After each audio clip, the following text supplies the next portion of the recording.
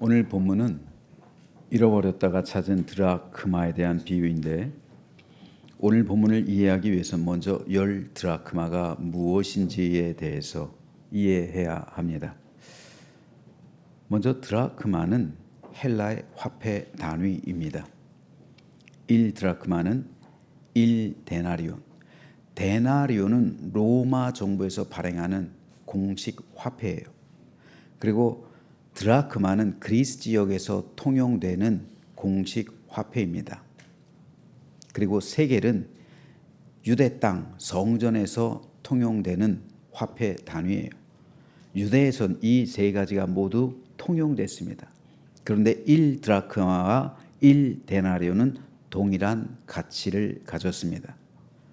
이것은 날품팔이 노동자의 하루 일당이었습니다.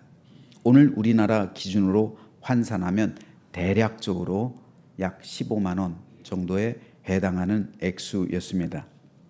그러므로 이 여인이 가지고 있었던 열 드라크마는 현재 우리 화폐 가치로 계산하면 약 150만 원 정도 되는 금액이라 할 수가 있습니다.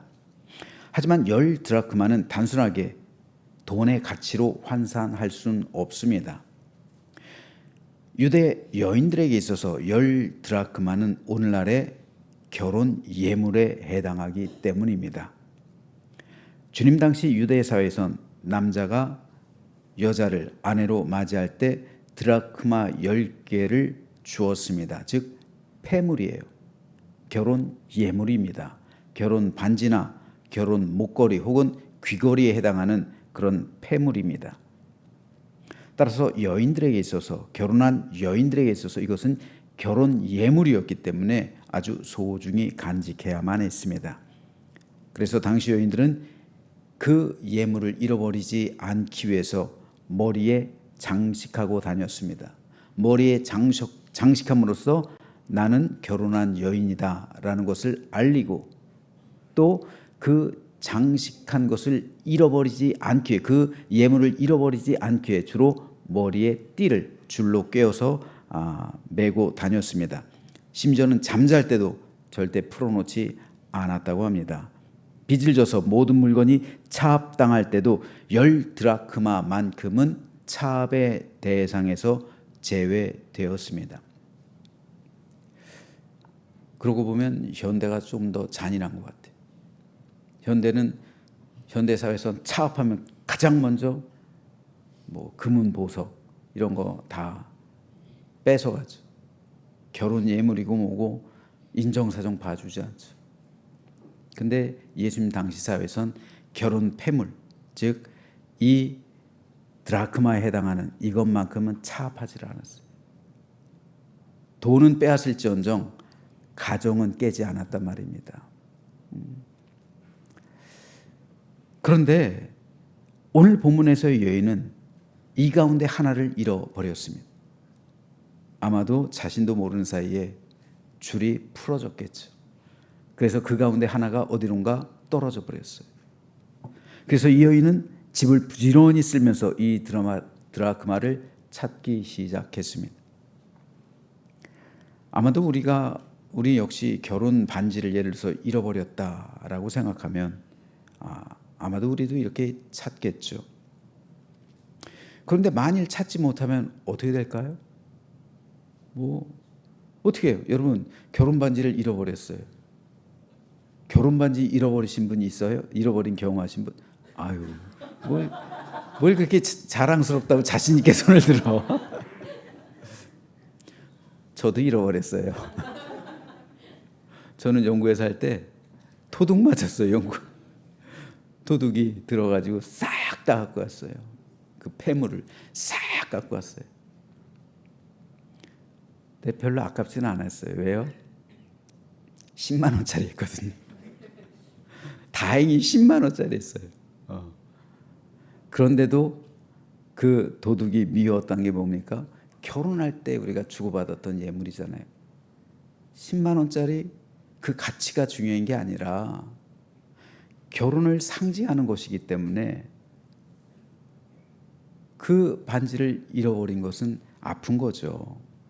근데 설령 결혼 반지를 잃어버렸는데 아직 이혼 안 하셨네? 저도 안 했고요. 이거는 물론 좋지 않은 일이지만 그렇다고 해서 이게 이혼 사유는 아니에요. 그렇죠? 그런데 예수님 당시는 안 그랬어요. 예수님 당시는 여성이 남성에게 억압되고 눌려 있었던 그런 시대였습니다. 그 당시 이혼은 합의가 아니에요. 통보예요. 통보. 그 이혼할 수 있는 권리는 그리고 전적으로 남편에게 있어요. 여자에게는 없어요. 심지어는 설거지 하나가 그릇이 깨져요. 그래도 이혼할 수 있는 권리가 남편에게 있어요. 그래서 이혼 증서 하나 써주면 10년, 20년을 산 부인도 쉽게 버릴 수 있었던 시대가 그 시절이었어요. 그런 시대에 결혼 반지를 잃어버렸다는 것은 이혼을 통보받아도 아무 할 말이 없는 그러한 중대한 실수였습니다. 그래서 이 여인은 남편이 알아채기 전에 등불을 켜고 부지런히 집을 쓸면서 드라크마를 찾기 시작했습니다. 이를 통해 예수님은 우리에게 하나님의 마음을 가르치시는 거예요. 이 여인의 비유를 통해서, 드라크마를 잃어버린 여인의 비유를 통해서 하나님의 마음이 마치 이 여인과 같다라는 사실을 우리에게 가르치십니다. 오늘 본문 8절에 보면 예수님께서 이 여인이 등불을 켜고 집을 쓸며 찾았다라고 말씀하시는데, 여기서 왜 이 여인은 등불을 켰을까요? 보기를 드릴게요. 첫째, 그때가 밤이라서. 둘째, 그 여자의 집이 가난해서. 왜 이 여인은 등불을 켜고 이 드라크마를 찾았을까요? 밤이라서 그랬을까요? 아니면 가난해서 그랬을까요? 정답은 2번이에요.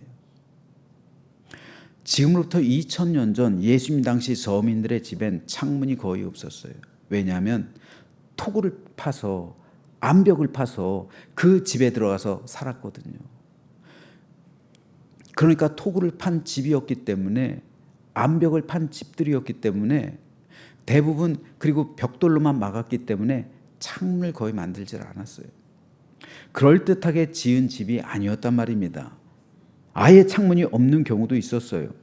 따라서 이 여인이 집에서 등불을 켰다는 사실은 집안이 어두웠기 때문에 그래요. 즉, 이 여인의 집은 창문이 없을 정도로 가난했던 집이라는 말입니다. 그런데 이 가난했던 여인, 이 여인이 드라크마 하나를 찾았을 때 어떻게 반응합니까? 9절입니다. 또 찾아낸즉 벗과 이웃을 불러 모으고 말하되 나와 함께 즐기자. 잃은 드라크마를 찾아내었노라. 자, 잃은 드라크마를 찾으니까 이 여인이 벗과 이웃을 부릅니다. 그리고 나와 함께 즐기자. 즉 잔치를 벌였다는 거예요. 그런데 이 여인은 어떤 여인이라고요? 가난한 여인이라고요.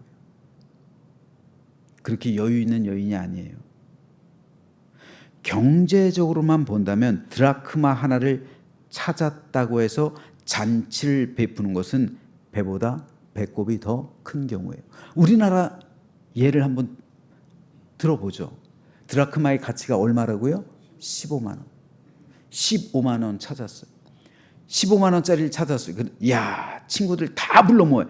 야, 나 오늘 드라크마 15만 원짜리 찾았으니까 자, 와, 우리 집에 와서 우리 잔치를 벌이자. 얼마가 나갈까요? 그거보다 몇 배 많은, 곱절이 많은 돈이 나갈 겁니다. 그럼 뭐예요? 이건 배보다 배꼽이 더 큰 거잖아요. 차라리 잃어버린 드라크마, 이걸 찾지 않는 게 훨씬 더 경제적으로 볼 때는 낫죠. 가난한 여인이 드라크마를 찾았다고 해서 잔치를 베푼다는 것은 과한 거예요. 과비용입니다. 그런데 예수님은 하나님이 마치 이 여인 같다고 말씀하시는 거예요. 하나님에게 있어서 중요한 것은 잃어버린 영혼, 그 영혼을 찾았다는 기쁨이지 그에 따른 비용, 그에 따른 경제적인 어떠한 계산, 이것은 하나님의 마음에 없다는 거예요. 잃어버린 영혼을 찾으셨을 때 얻게 되는 하나님의 기쁨은 세상 모든 가치를 뛰어넘는다는 사실을 주님께서는 가르치신 겁니다. 한 드라크마는 15만 원에 불과합니다. 하지만 이 여인이 평생 함께 살아가야 할 남편과 가정의 가치, 자신이 누려야 할 행복의 가치를 어떻게 돈으로 계산할 수 있겠습니까? 여인은 15만 원을 찾아서 잔치를 벌인 게 아니라 남편으로부터 이혼을 통보받지 않게 돼서 가정을 지킬 수 있게 돼서 그리고 그 가정에서 행복과 화목과 화평을 이어나갈 수 있어서 잔치를 벌인 겁니다. 가정이 깨질 뻔했는데 그릇과 돈이 뭔 대수겠습니까? 그러니까 가난해도 기쁨에 겨워 그 모든 것을 상쇄호도 남을 그런 잔치를 벌였던 겁니다. 예수님은 하나님이 마치 이 여인 같다고 말씀합니다.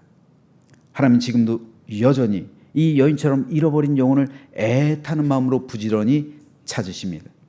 하나님께는 잃어버린 영혼이 너무 소중하기 때문에 어떤 대가와 비용을 치르더라도 찾으려 하십니다. 실제로 하나님이 잃어버린 사람들의 영혼을 찾기 위해 치르신 대가가 있어요. 뭡니까? 하나님께서 지불하신 것, 바로 독생자 예수 그리스도의 생명입니다. 내 생명을 얻기 위해, 내 영혼이 구원받기 위해 하나님은 독생자 예수 그리스도의 생명을 값으로, 비용으로 치르신 거예요. 기독교를 반대하는 많은 사람이 교회와 성도들에게 하는 질문이 있어요. 잘못한 게 아무리 많아도 예수를 믿기만 하면 구원받는다는 것, 이게 합리적인가? 그렇잖아요, 여러분? 잘못한 게 아무리 많아도 회개하기만 하면 다시 용서 안 받고 구원받을 수 있다는 것, 이게 합리적인가? 세상에는 그리스도인들보다 훨씬 윤리적으로 더 성숙하고 도덕적으로 나은 사람이 많아요. 그런데 그런 사람들이 예수님을 믿지 않는다는 이유로 지옥에 가고, 그보다 못한 덜 성숙한 사람들이 예수님을 믿는다는 것 자체로 천국 가는 것이 합리적이냐는 거예요. 그게 과연 공의롭냐는 거죠. 그게 정의냐는 거예요. 이건 공의와 정의에서 먼 것이 아니냐는 거죠. 여러분은 어떻게 생각하십니까? 우리도 그들에게 이런 질문을 해봐야 돼요. 그렇다면 죄 없는 하나님이 인간의 죄를 대신 지고 십자가에서 죽으신 것이 과연 합리적이냐? 여러분 한번 생각해 보세요. 내게 아들이 있어요. 그런데 누군가 모르는 사람이 예를 들어서 심장병으로 인해 죽어가요. 심장을 교체해야 살아요. 그러니까 뇌사 환자들, 그건 뇌사 판정받은 사람들 심장은 살아있으니까 그래서 이렇게 교환을 하잖아요. 이식을 하잖아요. 그런데 뇌사 판정을 받은 사람이 얼마나 돼요? 소수잖아요. 너무 적잖아요. 그러니까 심장 이식, 간 이식, 이런 장기 이식 받기는 굉장히 어려워요. 각막 이식도 마찬가지고, 뇌사 판정을 받은 사람으로 인해서 살아나는 새로운 생명을 얻는 사람들이, 그래서 한 사람의 뇌사 판정자로 인해서 많은 사람이 그런 어떤 혜택을 받는 거예요. 그래서 저도 뇌사 판정을 받으면 장기 기증을 했어요. 저도 제 장기를 기증하겠습니다. 뇌사 판정이 되면은 제 장기를 심장이 필요한 사람한테는 내 심장을, 간이 필요한 사람한테 내 간을, 콩팥, 내 각막, 내 모든 것을 주십시오. 이렇게 장기 기증을 했어요. 자, 그런데 한번 생각해 보세요. 내가 뇌사 판정 받았을 땐 그래도 괜찮아요. 근데 누군가 모르는 사람이 심장병으로 인해 죽어가고 있어요. 혹은 간 때문에 죽어가고 있어요. 그러면은 멀쩡히 살아있는 내 아들을, 야, 누구 죽어가니까 내 아들 심장 주십시오. 이럴 사람이 있어요? 아무도 없죠. 어떻게 그래요? 이게 합리적입니까? 합리적인 거 아니죠. 그런데 하나님께서는 그렇게 행하셨잖아요. 하나님께서는 외아들, 독생자, 예수 그리스도를 우리를 위해 희생시키셨잖아요. 이건 합리적인 게 아닙니다. 죄는 반드시 대가를 치러야 돼요. 죄의 삭은 사망입니다. 우리는 모두 다 죽어서 지옥 갈 운명들이었단 말이에요. 영원한 심판. 원래 지옥은 사탄을 위해 예비된 장소예요. 그곳에 우리들도 인류도 갈 수밖에 없는 그러한 안타까운 현실이었어요. 죄는 반드시 대가를 치러야만 하기 때문입니다. 우리 사회 부조리 가운데 하나가 뭐예요? 죄의 대가를 치르지 않고 대충 넘어가는 데 있어요. 죄의 대가를 치르지 않아요. 어떤 사람이 됐든 죄를 지었으면 그 대가를 치러야 하는 것이 정의 사회입니다. 나라가 정의로워지려면, 나라의 기강이 바로 서려면 이 정의의 기초에 서서 법의 원칙이 모든 만민에게 평등하게 적용돼야 돼요. 그런데 사회적인 파장이 크다는 이유로 혹 자신의 힘과 돈과 권력으로 죄를 짓고서도 대가 치르지 않고 그냥 넘어간다면 이 사회의 정의는 무너지는 거예요. 하물며 우리 영혼은 어떻겠습니까? 우리 영혼의 정의가 뭐예요? 죄의 삭은 사망, 이게 우리 영혼의 정의입니다. 우리가 어떻게 천국에 가요? 천국에 죄가 있겠습니까? 천국이 죄인들이 가는 곳입니까? 아니에요. 천국은 죄가 없어진 사람들만이 가는 곳이에요. 완전한 의인들만 가는 곳입니다. 그러니 무신론자들은 아예 천국과 지옥이 없다고 믿어요. 그렇게 생각합니다. 그렇게 믿고 싶은 거예요. 천국과 지옥이 있으면 안 되죠. 그럼 무신론자는 자기가 갈 곳은 온전히 지옥밖에 없잖아요. 그러니까 천국은 있어서는 안 되는 거, 지옥도 있어서는 안 되는 것입니다. 이것이 하나님을 믿지 않는 사람들이 갖고 있는 기본적인 생각이에요. 있어서는 안 돼요. 죽음 이후는. 하지만 성경은 죽음 이후의 세계에 대해서 한 번 죽는 것은 사람에게 정해진 것이요 그 외에는 심판이 있으니 말씀합니다. 한 번 죽는 건 모든 사람이 다 경험하는 거예요. 이건 육신의 죽음입니다. 그런데 영혼의 죽음이 있을 수 있단 말입니다. 그 영혼은 살아있어요. 육신의 죽음은 영혼이 육신의 장막을 벗어나는 거예요. 육신과 영이 분리되는 상태, 이게 죽음입니다. 죽음은 단순한 거예요. 그런데 죽음 이후 그 영혼이 천국에 가는 사람이 있고 그 영혼이 지옥에 가는 사람이 있어요. 그 영혼이 지옥에 가는 것을 요한계시록은 불못이라고 하잖아요. 이것을 둘째 사망이라고 합니다. 첫 번째 사망은 육신의 사망, 이것은 모든 사람이 피할 수 없어. 하지만 둘째 사망은 이 세상 살았을 때 예수님을 믿지 않았던 그 하나님의 은혜를 거부했던 사람들이 가는 곳, 그것이 지옥, 곧 둘째 사망입니다. 모래알이나 큰 바위덩어리나 물에 가라앉는 건 똑같아요. 죄를 1개 지었던 10개 지었던 그 사람이 지옥에 가는 것은 변함없는 사실이에요. 그런데 제일 큰 죄가 뭡니까? 제일 큰 축복은 그 죄가 가려진 사람이에요. 칭의함 받은 사람이에요. 그 하나님께서 독생자 예수 그리스도의 값을 치르셨잖아요. 우리가 죽어야 되는데, 우리가 지옥에 가야 마땅한데 하나님께서 예수 그리스도의 생명을 우리를 위해서 십자가에서 희생시키셨잖아요. 그래서 그 피를 흘리셨잖아요. 이게 비용 처리입니다. 값을 치르셨다는 거예요. 내가 죽어야 마땅한데 그 나의 생명값을 치르셨다는 거예요. 내가 지옥 가야 되면 마땅한데 나의 죽어야 마땅한 할 사망의 값을 치르셨다는 거예요. 무엇으로요? 예수 그리스도의 생명으로요. 그러므로 이거 은혜입니다. 이것이 은혜예요. 이것은 내 노력으로 되는 것이 하나도 아니에요. 그러므로 제일 큰 죄는 뭡니까? 이 하나님의 은혜를 거부하는 거예요. 이것을 믿지 않는 겁니다. 이건 하나님을 모욕하는 거예요. 하나님의 은혜를 멸시하는 겁니다. 이게 가장 큰 죄예요. 내가 세상에서 그리스도인보다 도덕적으로 더 우월할 수 있어요. 윤리적으로 세상 사람들이 더 앞설 수 있습니다. 하지만 근본적으로 그들에게는 하나님의 은혜를 멸시하고 하나님의 은혜를 모욕하고 그 은혜를 거부한 죄가 있는 거예요. 이것이 가장 큰 죄입니다. 그러니까 그들은 핑계할 수가 없는 거예요. 사탄은 지금도 사람들을 유혹합니다. 지옥은 자기를 위해서 만든 하나님의 심판의 장소, 정의의 장소라는 것을 알고 있어요. 그렇기 때문에 사탄이 가장 두려워하는 것, 그 지옥의 권세입니다. 하나님께서 예비하신 그 심판의 장소예요. 사탄은 유혹합니다. 내가 너에게 권력 줄게. 내가 너에게 돈 줄게. 명예 줄게. 그러면서 사탄이 말하지 않는 게 있어요. 여러분, 공중 권세를 누가 잡았다고 성경에서 기록합니까? 사탄이 잡았잖아요.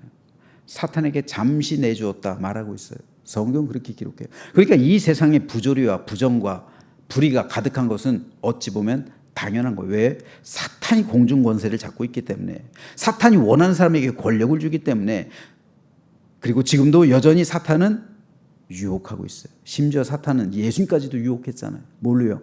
돈과 권력으로. 예수님까지 유혹했잖아요. 내가 돈 줄게. 내가 권력 줄게. 내가 세상 모든 부조리, 세상 모든 거 다 해결할 수 있는 능력 줄게. 돌을 빵으로 만들어봐. 빵의 문제, 배고픔의 문제 해결해 줄게. 뛰어내려봐. 권력 내가 줄게. 모든 사람에게 우러름을 받게 해줄게. 지금도 마찬가지예요. 그런데 사탄이 말하지 않는 게 있습니다. 내가 모든 것, 세상에 속한 모든 것 줄 건데 절대로 죽음에 대해서는 생각하지 마. 죽음 이유는 생각하지 마. 여러분, 기독교 복음은 죽음 이후의 이유를 생각하는, 죽음 이후의 진가가 드러나는 거예요. 살아있을 때 우리가 예수님의 말씀처럼 거지 나사로처럼 그렇게 살아갈 수도 있어요. 사도들 보세요. 다 단명했잖아요. 사도들이 장수했어요. 요한 빼놓고. 요한도 평안했습니까? 오래만 살았지 평안했어요? 그렇지 않아요. 세상으로 볼 때 그리스도인들은 박해를 당할 수밖에 없어요. 무릇 그리스도 안에서 경건하게 살고자 하는 자들은 핍박을 받으리라. 이게 당연한 거예요. 마귀는 세상의 것들로 성도를 유혹해요. 돈으로, 권력으로, 모든 것으로. 그러나 죽음 이후를 생각하지 마. 그렇죠? 그래서 세상 사람들은 어떻게든 세상에서 오래 살려고 발버둥 치는 거예요. 어떻게 하든 오래 살려고. 죽음과 함께 모든 것은 끝나는데요. 그리고 죽음 이후에 우리는 백보좌 심판대에 서겠죠. 그리고 그 심판대에서 그리스도를 믿어 좁은 길로 걸어간 사람은 영생을 얻고, 그렇지 않은 사람은 둘째 사망, 즉 불못에 던져지는 거예요. 믿지 않는 사람들이 교회에 나오지 않는 거예요. 어떻게 보면 당연한 거예요. 영적으로 속고 있는 거예요. 마귀에게 속고 있는 거예요. 그렇지만 우리가 알아야 될 게 뭡니까? 우리가 구원받기 위해서 하나님께서 아무 대가 없이 우리를 용서해 준 게 아니고, 아무 비용 없이 우리를 구원해 주신 것이 아니라는 사실을 우리는 알아야 돼요. 많은 기독교인들이 오해하는 게 있어요. 하나님이 우리에게 면죄부 주셨다는 사실. 아니에요. 하나님은 우리에게 절대 면죄부를 주시지 않았어요. 면죄부를 주셨으면 모든 사람이 다 죄 사함을 받아야죠. 면죄부를 주신 것이 아니라 하나님이 나를 구원하시고 내 생명을 살리기 위해서 값을 치르셨어요. 그 값이 바로 예수 그리스도의 십자가 죽음입니다. 생명의 값을 치렀단 말이에요. 어떤 책에 보니까 우리는 예수님 짤이다 라는 말이 나옵니다. 우리가 예수님을 믿음으로 인해서 예수 그리스도의 심장이 내 안에 있는 거예요. 여러분 한번 생각해 보세요. 예를 들어서 내 아들이 뇌사 판정을 받았어요. 그래서 심장을 누군가에게 주고 갔어요. 그렇다면 그 부모가 그 사람을 바라볼 때, 그 사람 친구를 바라볼 때, 예를 들어서 그 친구를 바라볼 때 어떤 마음일까? 내 아들의 심장이 저기 있어. 그렇죠? 내 아들의 심장이 저기 들어있어. 저 사람에게 있어. 그 사람이 특별하게 보이겠죠. 왜요? 내 아들은 죽었지만 내 아들의 심장이 저에서 살아 숨쉬고 있어요. 얼마나 이게 특별해 보일까요? 마찬가지. 예수 그리스도의 심장이 내 안에서 펄떡펄떡 숨쉬고 있는 거예요. 우린 예수 그리스도의 몸으로 새로 지으심을 받은 존재들이란 말입니다. 성령 하나님께서 내 안에 임재하셨잖아요. 그래서 우리는 성령의 전이 된 거예요. 하나님과 함께하는 겁니다. 예수 그리스도의 사람이 된 거예요. 이것이 바로 칭의함입니다. 내가 도덕적으로 완전하지 않을 수 있어요. 하지만 하나님께서 나를 의롭다고 칭해 주시는 거예요. 왜요? 예수 그리스도의 생명이 내 안에 있으니까요. 나는 예수 그리스도의 심장으로 오늘도 펄떡펄떡 살아 숨쉬기 때문에 이게 성도예요. 그러므로 우리는 예수님 짤이라는 말이 정확합니다. 성자 하나님의 가치에 해당하는 것이 바로 나 자신이란 말이에요.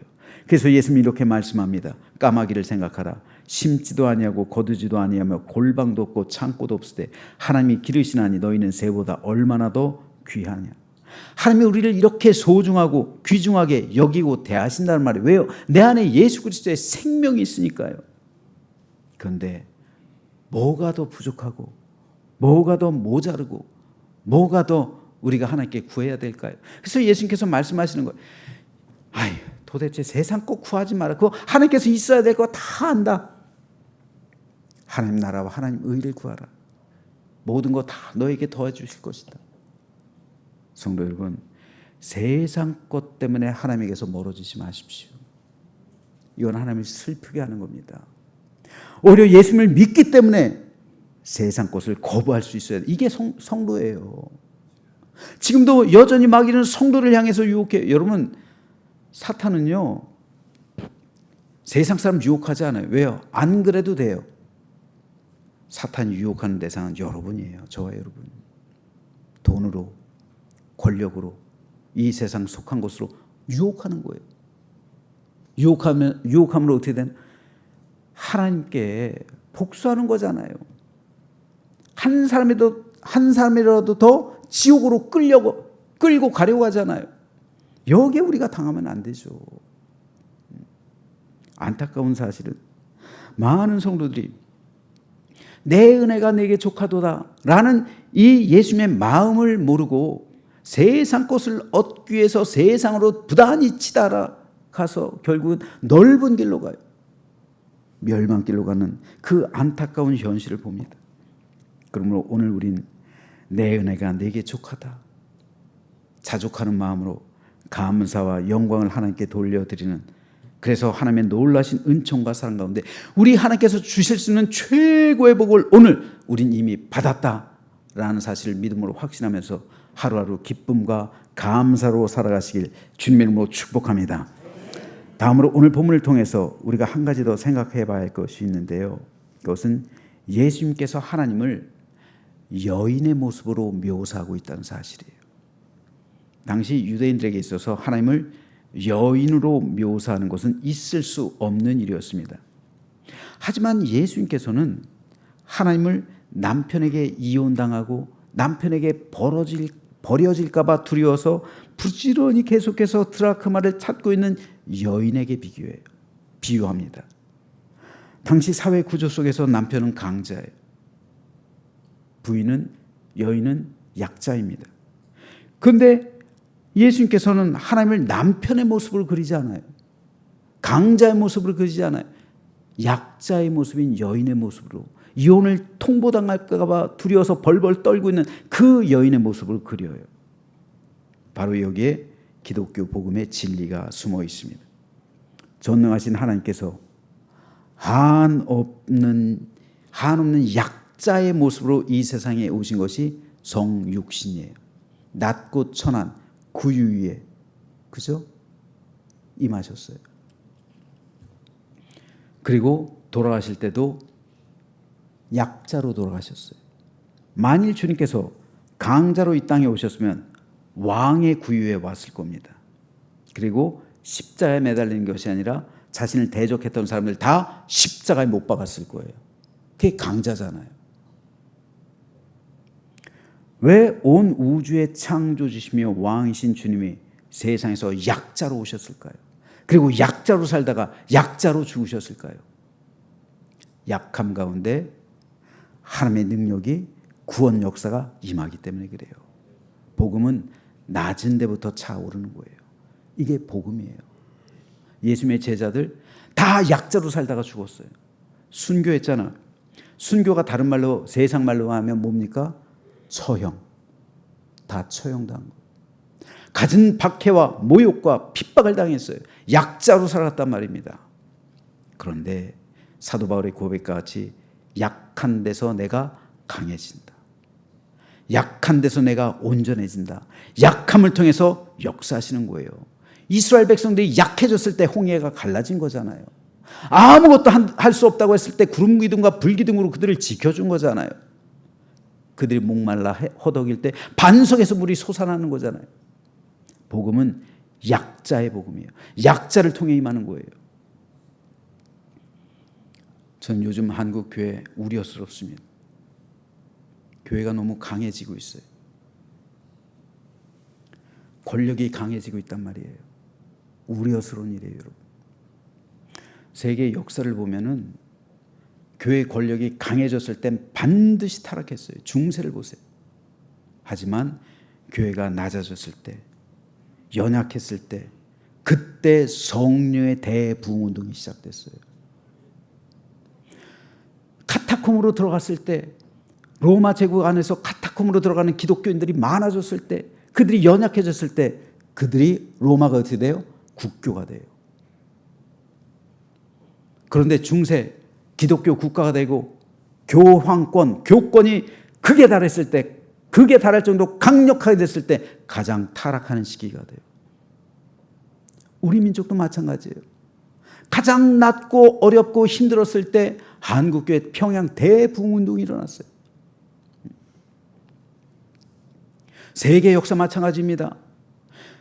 잘 먹고 잘 살게 되고 기독교 권위, 국가의 권위가 온전하게 강성하게 되니까 어떻게 돼요? 지금 다 타락하고 있잖아요. 동성애법 다 찬성시키고 다 타락하고 하나님의 뜻에 어긋나는 그런 결정들을 하면서 살아가고 있어요. 우려스러운 현상이에요. 복음을 위해선 우린 늘 낮은 자리를 찾아가야 돼요. 약자가 돼야 된단 말입니다. 약자에게 임한 복음, 그래야 이 사회가 변화되는 거예요. 사람은 본성에 따라서 강함을 원해요. 강해지길 원해요. 그래야 모든 사람이 내게 굴종하니까. 근데 복음은 그렇게 임하는 게 아니에요. 복음은 칼로 임하는 게 아니라 십자가로 임하는 거예요. 이 안타까운 사실을 왜 한국 교회와 성도들이 모르는지 모르겠어요. 왜 무슬림들처럼 칼을 들고 일어서는 겁니까? 칼을 들고. 복음은 십자가를 매는 사람을 통해서 임하는 거예요. 내 순교와 내 죽음을 통해서 임하는 게 복음이지, 그래야 생명과 구원의 역사가 일어나는 것이지 칼로 강함으로 일어나는 게 아니란 말입니다. 누가복음 15장에는 또 잃어버린 자의 비유, 탕자의 비유가 나오잖아요. 아버지는 탕자에게 재산의 절반을 줘요. 유산을 줘요. 살아있을 때 아버지 유산을 달라고 하는, 그래서 탕자예요. 그런데 이 아버지는 못된 아들이 돌아오기만을 학수고대합니다. 아버지와 아들 관계에 있어서 약자는 아버지예요. 아들을 끔찍이도 사랑하기 때문입니다. 오늘 본문에서의 남편과 아내 비유 역시 마찬가지입니다. 하나님은 여인이고 약자입니다. 남편의 사랑이 내게서 멀어질까 봐, 남편이 이혼 통보할까 봐 겁내면서 남편 눈치를 살피는 한없이 약한 여인의 모습이 바로 우리를 향한 하나님의 모습이라고 예수님께서는 설명하십니다. 그만큼 우리를 사랑하신다는 거예요. 사도 바울은 하나님의 이 사랑에 대해서 로마서 8장에서 이렇게 고백합니다. 세번역 성경으로 읽어볼게요. 누가 우리를 그리스도의 사랑에서 끊을 수 있겠습니까? 환난입니까? 곤고입니까? 박해입니까? 굶주림입니까? 헐벗음입니까? 위협입니까? 또는 칼입니까? 나는 확신합니다. 죽음도 삶도 천사들도 권세자들도 현재일도 장래일도 능력도 높음도 깊음도 그 밖에 어떤 피조물도 우리를 우리 주 예수 그리스도 안에 있는 하나님의 사랑에서 끊을 수 없습니다. 여러분은 무엇으로 살아갑니까? 이 세상을 무엇으로 살아갑니까? 이에 대한 우리 성도의 대답은 하나님의 사랑으로 살아갑니다. 이게 대답이어야 되는 거예요. 돈으로 살아가요. 이건 세상 사람들의 대답입니다. 그렇다면 우리가 하나님의 사랑으로 살아간다면 하나님의 사랑이 오늘 내 안에 충만히 흘러넘치고 오늘 그 깊은 곳에서 생수의 강이 터지고 그 안에서 그 은혜를 충만히 누리고 있다면 뭘 걱정하십니까? 뭐가 여러분들의 삶을 흔들겠습니까? 사도 바울의 고백처럼 칼이요? 굶주림이요? 고난이요? 헐벗음이요? 가난이요? 아니요. 이 모든 것 그리스도의 사랑에서 나를 끊을 수 없습니다. 저는 이 고백이 오늘 저와 여러분의 고백되기를 주님의 이름으로 축복합니다.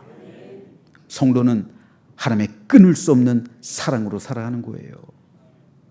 그래서 그 사랑 가운데 충만한 기쁨을 누리게 되기를 주님의 이름으로 축복합니다. 설교를 마치면서 오늘 본문 9절 말씀 다시 한번 읽어볼게요. 또 찾아낸즉 벗과 이웃을 불러 모으고 말하되 나와 함께 즐기자 이른 드라크마를 찾아내었노라 하리라. 자, 이와 똑같은 구절이 6절에도 나와요. 6절 말씀, 집에 와서 물론 양을 찾은 그 사람의 목자의 비유예요. 집에 와서 그 벗과 이웃을 불러 모으고 말하되 나와 함께 즐기자 나의 잃은 양을 찾아내었노라. 자, 잃은 양을 찾은 것과 드라크마를 찾은 것만 다르고 벗과 이웃을 불러 모으고 나와 함께 즐기자 이건 똑같아요. 우리말 성경에선 6절에서 말하고 있는 벗과 이웃이란 이 단어 그리고 9절에서 말하고 있는 벗과 이웃이 같은 단어예요. 하지만 헬라어 원어로 보면 대상이 달라요. 우리말엔 관사가 없어요. 하지만 헬라어에는 남성형, 여성형이 단어들마다 달라요. 그래서 남성에게 사용하는 단어, 여성에게 사용하는 단어가 다릅니다. 이게 왜 중요하냐면요. 6절에서의 벗과 이웃, 여기 남성형 관사를 사용하고 있어요. 헬라어 원어로 보면. 즉 남자친구를 초대했다는 거예요. 이 목자가 남자니까 남자친구를 초대해서 그들의 잔치를 벌였다는 거예요. 그런데 9절에서의 벗과 이웃에는 여성형 관사를 사용하고 있어요. 즉 드라크마를 찾은 여인은 자기 여자친구들, 여자 이웃을 초청했다는 거예요. 그래서 여인들의 잔치를 벌였다는 거예요. 하지만 이것은 당시 사회의 통념을 벗어난 거예요. 그 당시 여자들만의 잔치가 가능했을까요? 여인들만의 잔치가요? 우리나라 조선시대 생각해 보세요. 조선시대 며느리 생일이에요. 예를 들어서 기쁜 일이 생겼어요. 그렇다고 며느리가 자기 친구들 다 불러 모으고 여자 이웃들 불러 모아서 자기들의 잔치를 그 집에서 벌일 수 있을까요? 시부모가 두 눈 시퍼렇게 뜨고 있고 시동생 있고 남편이 있고 그런데 그럴 수 없죠. 마찬가지예요. 유대 사회 역시 동일했습니다. 이것은 일어나기 거의 어려운 일이에요.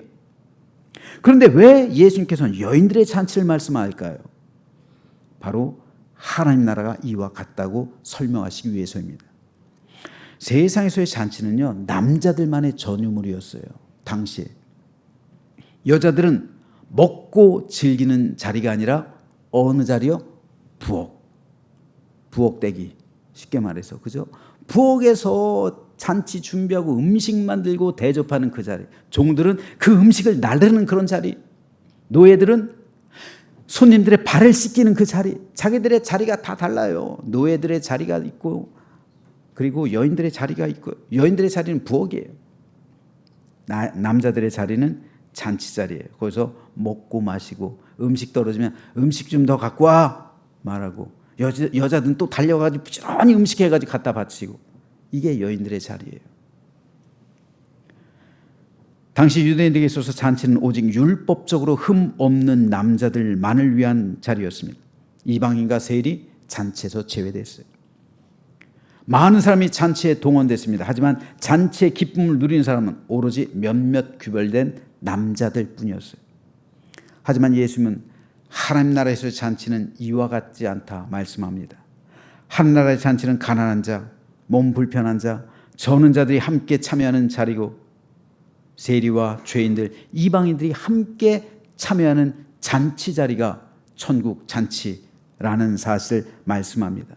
하나님 나라의 잔치는 모두에게 열려 있습니다. 모든 사람이 참여할 수 있습니다. 거기에는 가난하다고 해서, 장애인이라고 해서, 세리라고 해서 그런 구별이 없다는 말이에요. 왕께 초청받은 사람은 누구나 다 참여할 수 있습니다.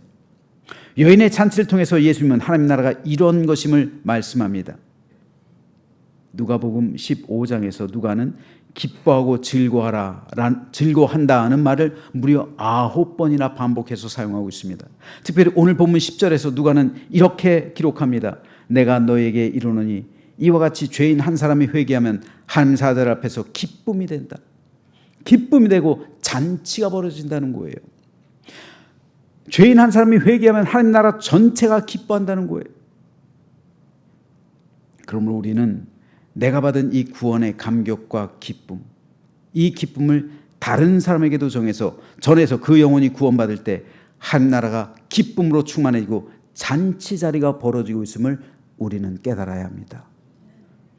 우리 교회 이제 리모델링을 마쳤습니다. 리모델링을 마친 건 끝이 아니라 새로운 시작이에요. 그럼 우리는 새로운 비전을 향해 나아가야 합니다. 하나님께서 주신 새로운 비전을 바라봐야 합니다. 요즘 기도하면서 느끼는 게 잃어버린 영혼을 구원하는 거예요. 하나님의 기쁨, 잃어버린 영혼을 구원하는 것처럼 하나님을 기쁘게 하는 게 없습니다. 그래서 하늘에서 가장 큰 상급이 어떤 상급이요? 영혼 구원의 상급이에요. 이건 어떤 상급보다 큰 상급입니다. 가장 큰 상급입니다. 하늘의 잔치 자리가 벌어지는 거예요. 그러므로 오늘 우리 교회는 하나님 나라에서의 잔치 자리가, 기쁨의 자리가 매일 벌어지게 하는 그러한 구원과 생명의 잔치 자리가 벌어지는 천국 공동체가 되기를 소망합니다. 그래서 저는 저와 여러분 모두가 이제부터 한 영혼을 구원함으로 하나님의 기쁨이 되는 사명을 잘 감당해서 하나님 보시기에 아름다운, 그래서 하나님께서 주님께서 오늘 우리에게 말씀하시는 것 같은 사랑과 기쁨 충만한 복된 교회, 복된 가정, 복된 삶이 되시길 주님의 이름으로 축원합니다. 기도하겠습니다.